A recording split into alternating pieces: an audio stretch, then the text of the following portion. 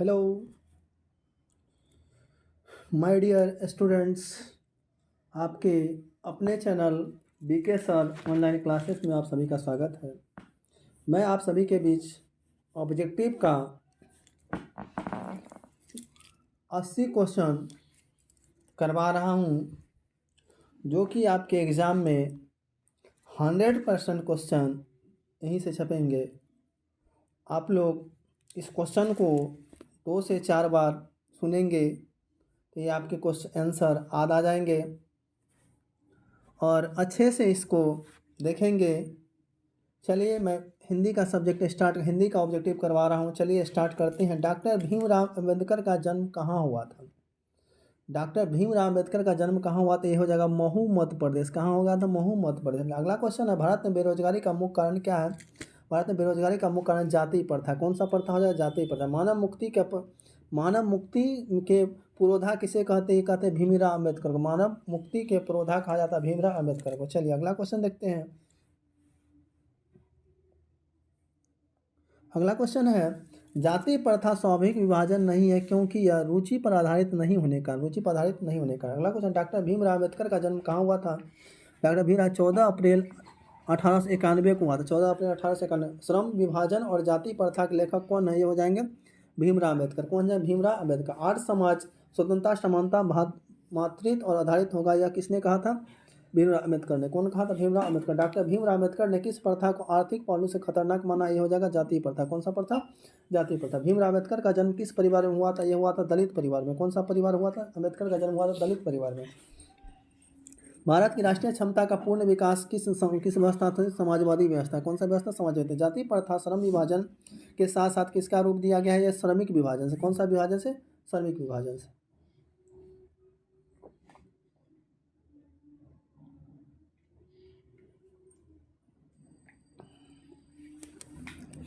चलिए आगे क्वेश्चन देखते हैं।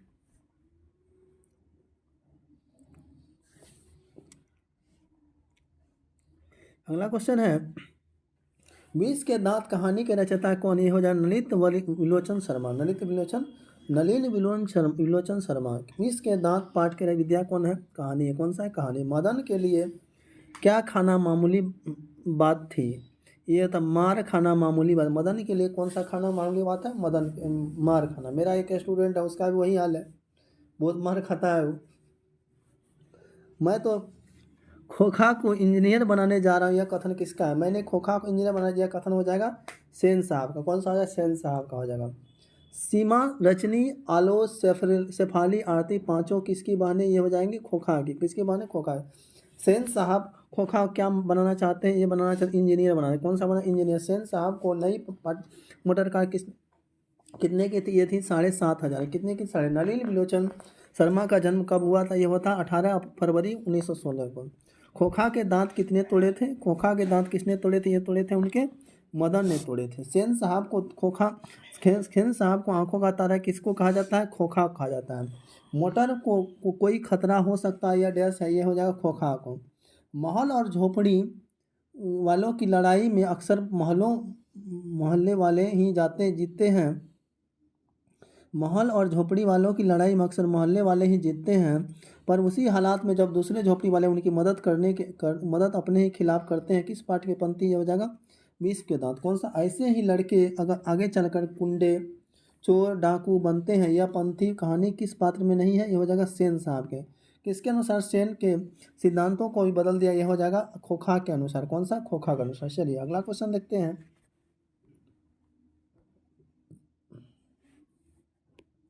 अगला क्वेश्चन है, मैक्स मुलर का जन्म कब हुआ था? ये हुआ था 6 दिसंबर 1823 को। 6 दिसंबर 1823। निवृत्त विद्या का संबंध किससे? हो जाएगा मानव विज्ञान से। कौन सा मानव? सर विलियम जेम्स समुद्री यात्रा करते हुए भारत कब पहुंचे थे? ये होता है 1783 में। 1783 ईस्वी में।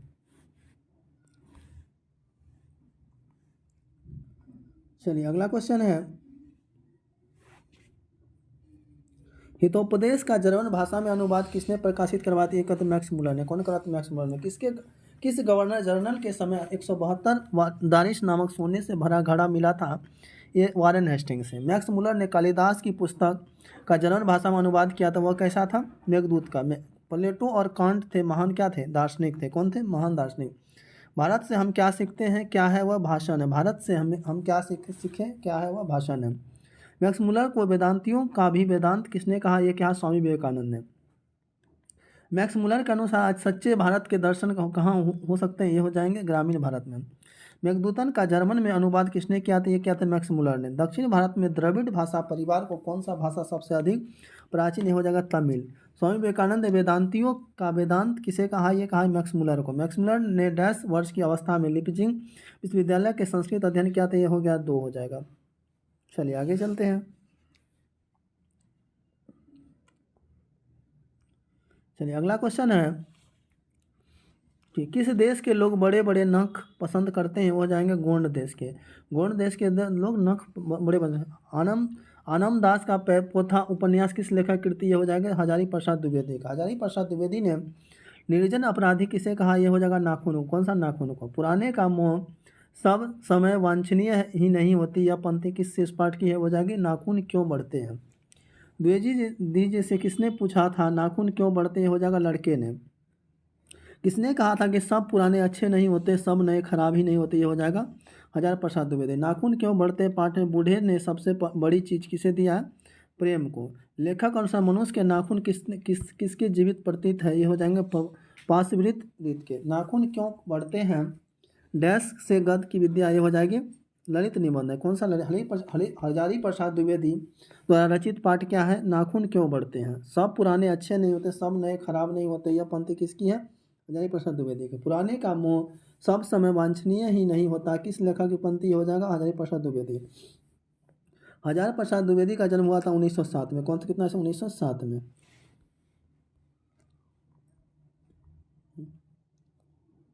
नेक्स्ट हिंदी तथा इसकी विधियाँ बोली किस लिपि में लिखी जाती है? हो जाएगा देवनागरी। कौन सा लिपि? देवनागरी। नेवारी भाषाएं किस लिपि में लिखी जाती है? नेवारी भाषाएं देवनागरी लिपि में। सूरज नामक पुस्तक किनकी रचना है? गुणाकार मूल्य की। गुणाकार मूल्य भारतीय लिपियों की कहानी पुस्तक रचना कौन है? गुणाकार मूल्य। नागरी लिपि शीर्षक पाठ साहित्य का कौन सा विद्या? हो जाएगा निबंध। 2 कोश किसकी रचना है? 2 कोश जो है सहरपाद की। चलिए आगे चलते हैं। अगला क्वेश्चन है निबंध के लेखक कौन? निबंध के लिए गुणाकार मूल्य हैं। तमिल मलयालम तेलुगु कन्नड़ भाषाएं क्या है? दक्षिण भारत की है। दक्षिण भारत की नगरीय लिपि क्या कहलाती है? हो जाएगी नींदगिरी। नींद नागरी। 10वीं 11वीं सदी में किस रचना ने भारत यूरोप के बीच व्यापार संबंध के बारे में बताया? यह शाहनामा। 12वीं सदी के केरल के शासकों में सिक्कों जैसे शब्द लिखे गए हैं देवनागरी। ईसा के 14वीं 15वीं सदी के विजयनगर के शासकों ने अपने लेखों की लिपि कहाँ लिखी? यह हो जाएगा नींदगिरी। हिंदी लिखी जाती है देवनागरी लिपि में। हिंदी के आदि कवि कौन है? हिंदी का आदि कवि चंद्रवरदाई हैं। नागरिक लिपि शीर्षक निबंध के निबंधकार कौन है? गुणाले मूल्य। सरहद पाठ की कृति कैसी है? 2 कोश। विजयनगर के राजाओं के लेखों की लिपि क्या नाम दिया गया? निंदागिरी लिपि। उत्तर भारत में नागरी लिपि के लेखक कब से मिलने लगे हैं? 8वीं सदी से। नागरी लिपि के आरंभिक लेखक हमें कहाँ से मिले हैं? ये हो जाएंगे और दक्षिण भारत से। बेतमा दानपत्र किस समय में का है? ये हो जाएगा 1220 ईस्वी। अगला क्वेश्चन है गुप्तों की राजधानी पटना का क्या कहा जाता है? पटना का देवनगर कहा जाता है। पटना को क्या कहा जाता है? देवनगर कहा जाता है।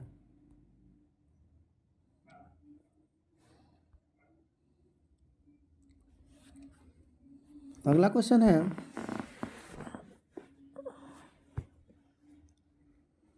क्वेश्चन है कि बहादुर का पूरा नाम क्या है? बहादुर का पूरा नाम हो जाएगा दिल बहादुर। कौन सा बहादुर? दिल बहादुर। जिंदगी और जोंक किस लेखक की रचना? जिंदगी और जोंक अमरकांत की। किसकी? बहादुर को लेकर कौन सा आया था? लेखक का साला आया था। बहादुर को लेखक कौन आया था? लेखक का साला आया था। अगला है बहादुर शीर्षक कहानी की निर्मला कौन है? लेखक की पत्नी। कौन है लेखक? अमरकांत ने हाई स्कूल की शिक्षा कहाँ से प्राप्त की है? बलिया से। कहाँ से? बहादुर कहाँ से भागकर आया था? यह होता नेपाल से। कहाँ से? नेपाल से। बहादुर शीर्षक कहानी में किशोर कौन था? लेखक अमरकांत की लिखित कहानी का नाम क्या है? बहादुर है। बहादुर का बाप कहाँ मारा गया है? युद्ध में। बहादुर का बाप कहाँ मारा गया था? युद्ध में। बहादुर ने मार खाकर भैंस भागी किसके पास चली आई थी? माँ के पास। बहादुर से मार खाकर भैंस भागी किसके पास चली आई थी? माँ के पास। बहादुर अपने घर से क्यों भागा था? माँ की मार के कारण। दिल बहादुर कहाँ के रहने वाले थे? ये जो थे नेपाल के थे। बहादुर का पूरा नाम क्या था? दिल बहादुर था। बहादुर का पूरा नाम दिल बहादुर। चलिए नेक्स्ट अगले क्वेश्चन पे चलते हैं। अगला क्वेश्चन है, लेखक ने के रिश्तेदार ने बहादुर पर क्या आरोप लगाया था? पैसे चुराने का। लेखक के रिश्तेदार ने बहादुर पर क्या आरोप लगाया था? पैसे चुराने का। बहादुर कहानी है ये नेपाली गवई गोरखे की। बहादुर लेखक को क्या कहकर संबोधित किया था? बाबूजी। बहादुर अपने घर से क्यों भागा था? ये हो जाएगा माँ की मार के कारण। बहादुर पर कितने रुपए की चोरी का इल्जाम था? ये हो जाएगा 11 रुपए का। बहादुर लेखक के घर से अचानक क्यों चला गया? ये हो जाएगा स्वयं के प्रति लेखक उसके घर वाले के व्यवहार में आए परिवर्तन के कारण।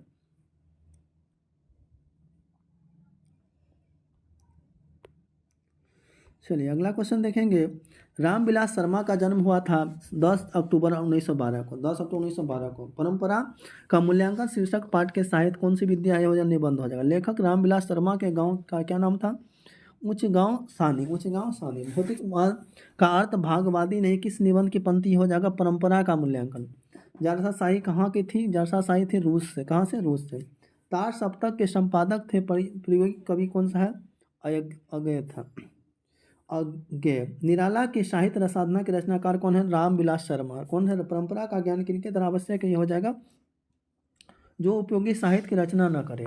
प्रगतिशील साहित्य का संबंध किससे? हो जाएगा बौद्ध दर्शन से। कौन सा बौद्ध? जारशाही डैश थे सोवियत रूस थे। कौन सा रूस? सोवियत रूस। साहित्य के निर्माण में प्रतिभाशाली मनुष्यों की डैश भूमिका निर्णायक। रामविलास शर्मा को किस कृति के लिए साहित्य अकादमी पुरस्कार प्राप्त हुआ? निराला की साहित्य साधना। जातीय अस्थमा की दृष्टि इतिहास का प्रभाव कैसा है? ये हो जाएगा ए बी दोनों। विच्छनीय अवांछनीय दोनों।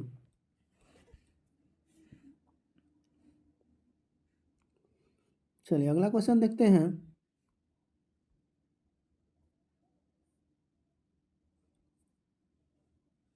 अगला क्वेश्चन है,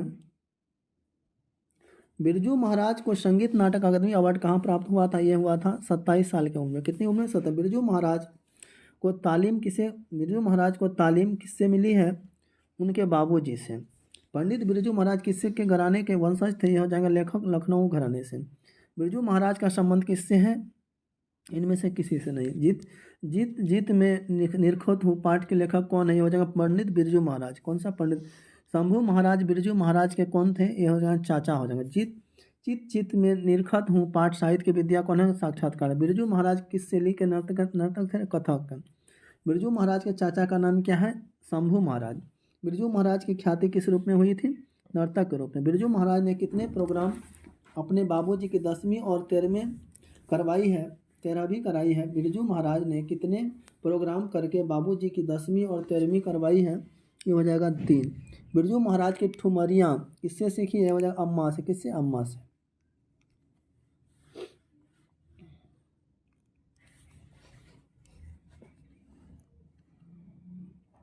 पंडित बिरजू महाराज का जन्म कहाँ हुआ था? 4 फरवरी 1938 को। 4 फरवरी 19 पंडित बिरजू महाराज का जन्म हुआ 4 फरवरी 1938 को। बिरजू महाराज खुद को किसकी सरगिंद मानते थे? हो जाए माँ का। पंडित बिरजू महाराज 10 साल के थे तभी उनके पिता का देहांत हो गया। तो वो थे 9.5 के। शीरवाहों में शाह की उपाधि प्राप्त हुई तो शाहनाई से। कौन सा? पंडित बिरजू महाराज इस काल से संबंधित हो जाएगा कथक नृत्य से। कौन सा? जित मैं निरखत हूँ किस विद्या की रचना? हो जाएगा साक्षात्कार। पंडित बिरजू महाराज ने अपने पिता के साथ आखिरी प्रोग्राम कहाँ किया था? ये किया था मिशन मैनपुरी में। पंडित बिरजू महाराज लखनऊ घराने किस पीढ़ी के कलाकार हैं? 7वीं पीढ़ी के।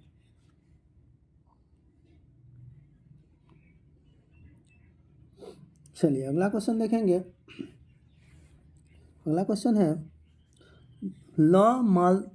मादा मोजेल द अवनीय किसकी कृति? हो जाएगा पिकासो की। किसकी? ला शत्रुंजय क्या था? ये हो जाएगा मेसाई मठ।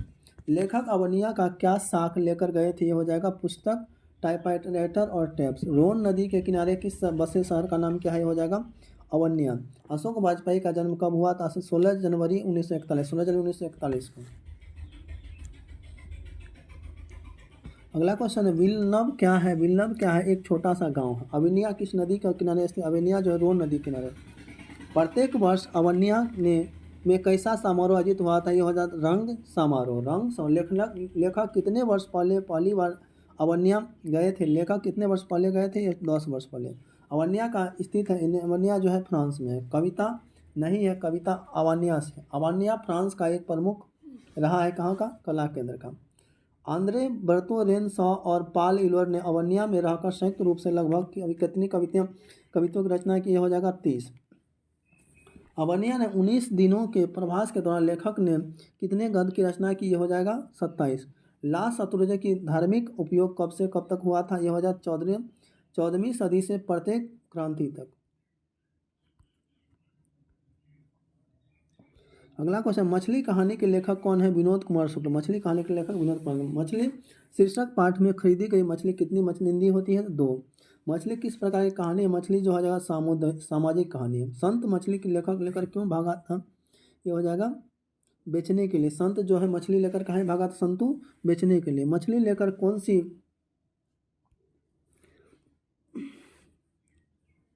मछली लेकर कौन भागा था, तो संतु भागा था। मछली शीर्षक कहानी में दीदी के प्रेमी का क्या नाम था, भंगू था। कौन सा मछली के लिए मसाला कौन पीस रही थी, माँ पीस रही थी। मछली कहानी में किस वर्ग का जीवन वर्चन है, मध्यम वर्ग का। विनोद कुमार शुक्ल किस कृषि विश्वविद्यालय में एक्सीएच प्रोफेसर थे, ये हो जाएगा आपका इंदिरा गांधी। संतु अचानक क्या लेकर भागा था, ये हो जाएगा मछली। लेखक को मछली खाने में किसने मना किया था, ये हो जाएगा माँ ने। लेखक अपने पिता से क्या मांगना चाहता था, ये हो जाएगा मछली। पिताजी ने बाजार में कितनी मछलियाँ खरीदी थी, 3। लेखक घर में मछली कौन खाता था, उसकी पिता ने। पेड़ पर कमरा किसकी रचना, ये हो जाएगा विनोद कुमार शुक्ल की। मछली कहानी में किस वर्ग की चित्रण है, ये हो जाएगा कौन सा हो जाएगा, ये ऑप्शन हो जाएगा आंसर इसका सी हो जाएगा। देख लेंगे इसका कौन सा हो जाएगा, ऑप्शन इसका सी हो जाएगा। ठीक है, नेक्स्ट देखेंगे। अगला क्वेश्चन है, बिस्मिल्लाह खां के बचपन का नाम क्या था, अमरुद्दीन था। बिस्मिल्लाह खां के शहनाई के साथ किस मुस्लिम पर्व का नाम जुड़ा हुआ है, मोहर्रम। रसूलबाई थी, कौन थी, गायिका थी। बिस्मिल्लाह खां दर्शकों से कौन सी दुआ ईश्वर से मांग रहे हैं, ये हो जाएगा सच्चे सूर्य की नमस्ते। इबादत खां का अर्थ क्या होता है, उपासना। बिस्मिल्लाह खां प्रसिद्ध है शाहनवाई वादक से।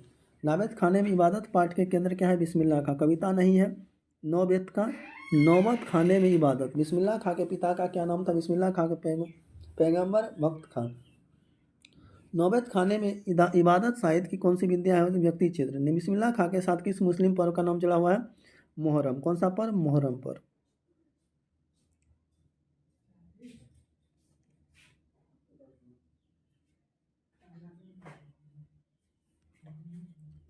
अगला क्वेश्चन है, महात्मा गांधी के पिता का नाम था करमचंद गांधी। महात्मा गांधी के पिता का नाम करमचंद गांधी। महात्मा गांधी का जन्म कब हुआ था, 2 अक्टूबर 1869 को। महात्मा गांधी की मृत्यु 30 जनवरी 1948 को हुआ था। ठीक है, इन्होंने भारत को आज़ाद कराने में बहुत बड़ा इनका योगदान था। मेरा धर्म के खाने का धर्म नहीं है, किस पाठ के पंक्ति, ये हो जाएगा शिक्षा और संस्कृति। किनके जन्म दिवस को अहिंसा दिवस के रूप में मनाया जाता है, महात्मा। शेक्सपियर किस भाषा के कवि, शेक्सपियर जो है अंग्रेजी के। दक्षिण अफ्रीका से गांधी जी कब आए थे, 1915 में। कब आए थे, 1900। शिक्षा और संस्कृति किसकी रचना, शिक्षा और संस्कृति महात्मा गांधी की रचना। किसकी रचना, आध्यात्मिक शिक्षा में गांधी जी का क्या अर्थ है, हृदय का शिक्षा। कौन चाहते थे कि सभी देश की संस्कृति की हवा उनके घर के पास बहती, ये हो जाएगा महात्मा गांधी।